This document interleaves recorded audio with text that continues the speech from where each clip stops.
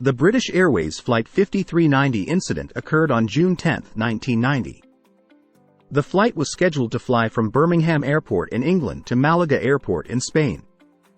However, shortly after takeoff, the aircraft, a British Aerospace 146, experienced a catastrophic failure of the windscreen.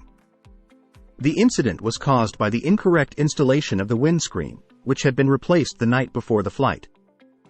As a result, the windscreen blew out, causing the captain, Tim Lancaster, to be partially sucked out of the aircraft. The co-pilot, Alastair Atchison, managed to hold onto Lancaster's legs and prevent him from being completely ejected from the plane.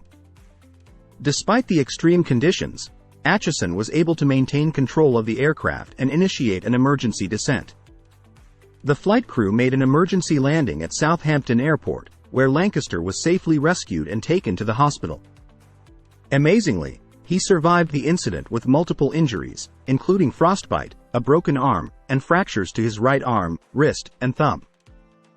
The incident received significant media attention and led to improvements in aircraft design and safety procedures. It also highlighted the importance of proper maintenance and installation of aircraft components. Both Lancaster and Atchison were praised for their professionalism and quick thinking in handling the emergency situation.